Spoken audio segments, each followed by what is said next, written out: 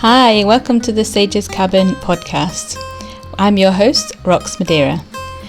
So grab a cup of tea and come and join me in the Sage's Cabin as we chat about everything from herbal gardening, herbal medicine, movement practices, wild food, postnatal and just general well-being.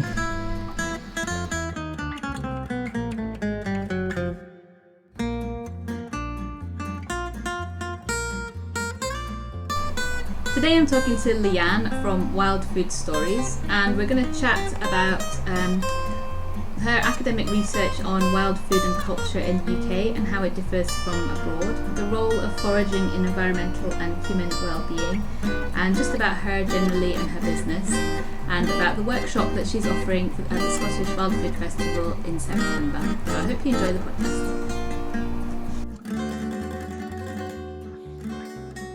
Hi Leanne. Hi Rox, how are you?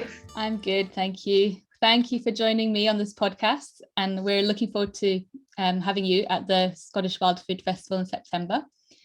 So I wondered if we could start with just you telling me a little bit about how who you are and your foraging experience and your business.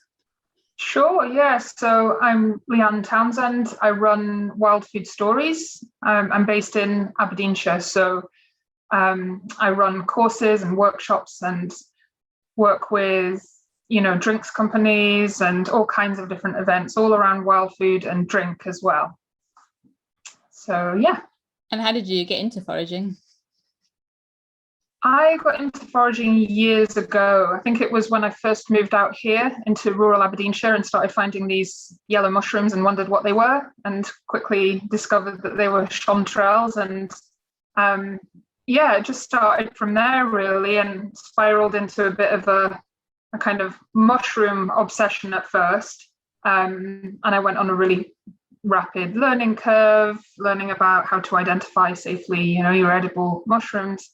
And then I started to feel this kind of sadness, during the winter and spring months whilst I was waiting for mushrooms to start again. And it was at that point that I picked up on plants and started foraging for plants as well. And then, my obsession just grew and grew. And eventually the logical progression from that was to teach other people. And that's how Wild Food Stories came about. Okay. Yeah, I really like all your posts and stuff on Instagram. They're really pretty. Oh, thank you. With your foods. They all look very tempting. I suppose I'm a massive foodie as well. I've always loved cooking and creating new recipes. So it's just the perfect match with wild food, learning new ways to cook dishes and ways to preserve and ferment them and things. So there's always something fun to do.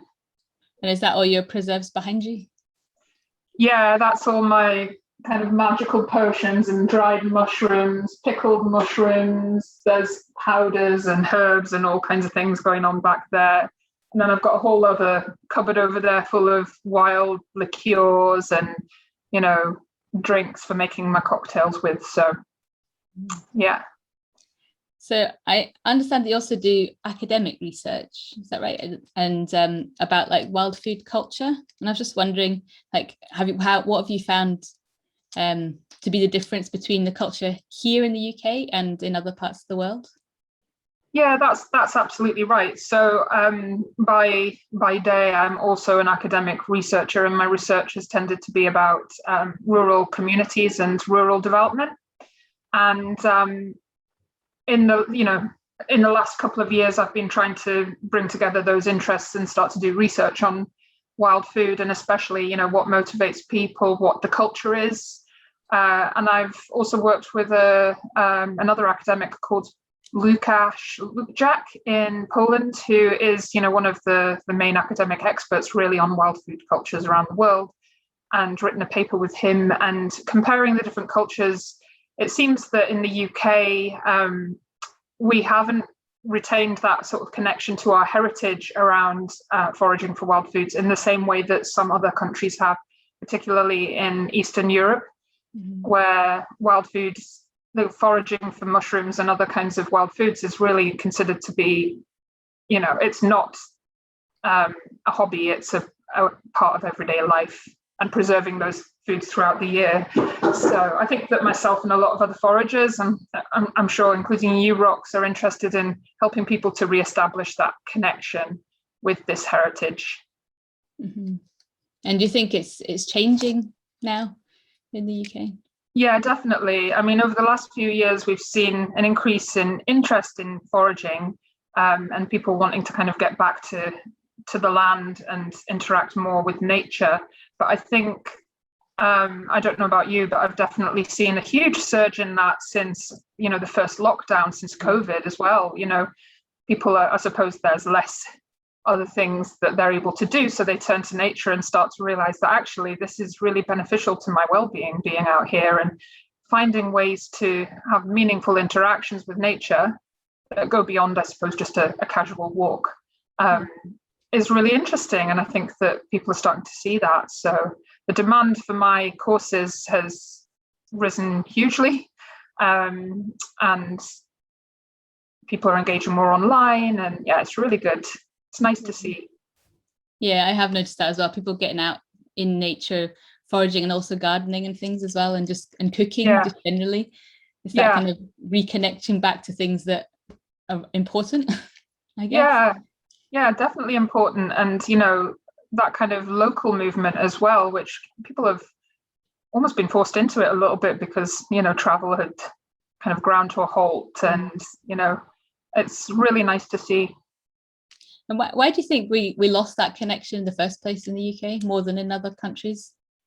I've heard various different theories on this, and I'm not sure how much truth. It's probably a little bit of everything, but somebody that I was talking to the other day mentioned the British Empire and the fact that we were going to all these different countries and bringing back spices and foods and things like that might have drawn our attention away from what our own native spices and kind of fruits and things like that. So that might be one reason. I suppose the rapid introduction of agriculture could also be a factor. Being an island rather than being connected, I don't know if that's somehow related to it as well. But having said that, I've done storytelling projects with older people in a nearby village when only a few decades ago they were still collecting lingonberries and things off the local hillsides and selling them to Baxters who make the jams. Used to drive around in a little old-fashioned van and pick up berries from local villages, and it was like a small rural economy.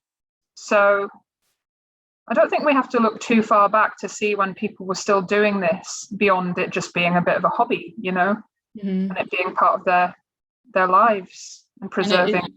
It kind of seems like we just really embraced the kind of the convenience food as soon as it kind of came in the 70s or whatever it was.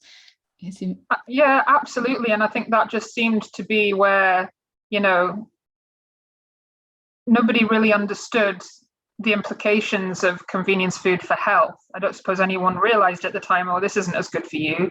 This isn't as good for the planet. This is going to go in the wrong direction. It just seemed to be the next big thing that, if you were anyone, you were feeding people this convenience food. And it was quite fashionable. So it kind of took over.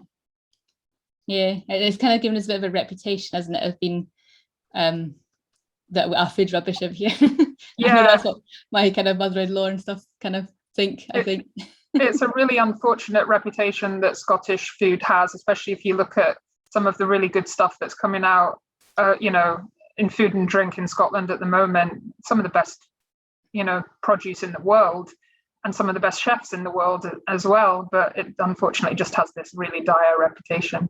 Yeah, I guess things it changed quite slowly, though, wouldn't it, for people to kind of change that perception of what we're doing and everything. Yeah, exactly. So you also talk about the role of, we just mentioned it, the role of foraging in environmental health and people's well-being. So why do you think it's important for people to and why do you think it's beneficial for people to go and reconnect with the land like this? I think that spending time in nature is always beneficial to your mental well-being, but there's something extra that comes when you do something meaningful that connects you to that landscape, I think. So, like in my own case, for example, I always enjoyed just, I've always had dogs, and so I've always enjoyed a walk in the woods. But I think that the real change for me came when I began foraging, because that made me feel like I was part of that habitat. Because we are part of that habitat, we belong there just as the other animals do. And that's something else that's been lost, isn't it? Yeah. That understanding that we are actually part of that natural system. And so that's something that's really important to me, to get people to see that, and doing something that physically and emotionally connects you with the land, and you're interacting with it in a meaningful way, is really powerful, I think, in that respect. Yeah. And so if ever I'm having a really bad day, it's amazing what just a half-hour forage can do. I'm paying more attention to my natural environment when I'm foraging, because I'm looking for the different species. I'm paying attention to the, how damp is the soil, what's growing here. If I see a particular species of mushroom, then I should follow this little path into the forest to see if I can find something that I know grows close by to that other species. So it's really expanding that understanding, and just being in a really therapeutic environment, Yeah. And I think as well, because you're kind of using all your senses, aren't you? A lot more than maybe you are if you're just going out on a quick stroll or something. Yeah, you're just tuned in, aren't you, completely? And sometimes even in ways that you can't fully consciously understand. Mm-hmm. And I would always say that most foragers are really they are custodians of the environment. They are good for the environment because they have this increased understanding of those natural habitats and have a stronger desire to protect them as well. Mm-hmm. Yeah, and I think that's another thing that we lost, isn't it? That connection and that custodianship. We've just kind of got into this habit or this culture of just take and grab everything, and just, not thinking about the other species that maybe we need to utilize those plants or rely on. Yeah, exactly. But you start to realize that once you start to spend more time there, and you see the subtle differences from one visit to the next based on different factors, Yeah. So you're coming to the festival in September. So can you tell us a bit about your workshops that you're offering? Yeah, okay. So we're going to do a foraging walk. It's a good time of year to hopefully find mushrooms, as well as hopefully a nice array of different plants. We should find some interesting fruits and seeds and botanicals as well. So we can talk about those different species from a number of different angles, like how we can use them in cooking, how we might use some of those seeds as kind of native spices, botanicals in drinks, that kind of thing. Hopefully there'll be some tasters so that people can get an idea of the different ways that I use these different plants and mushrooms as well. Fingers crossed we have some rain and we find some good mushrooms as well as the plants. Yeah, although not too much rain on the day. Fingers crossed. Yeah, not on the day. Exactly. That's what we're looking for, just in advance. Yeah. That's great. Thank you for taking the time to chat to me. No problem. I look forward to seeing you at the festival.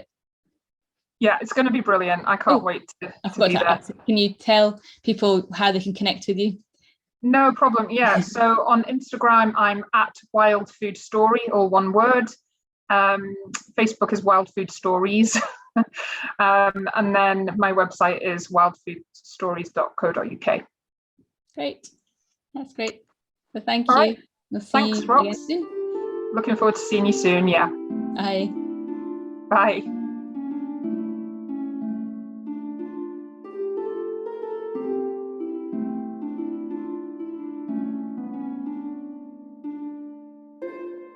So if you fancy coming along and meeting Leanne and joining in her workshop, the tickets for her workshop are on sale now, and the tickets for the Scottish Wild Food Festival are on sale as well at www.scottishwildfoodfestival.co.uk, and it's happening September 18th and 19th 2021. If you like the podcast, please like, share and spread the news so other people can have a listen too.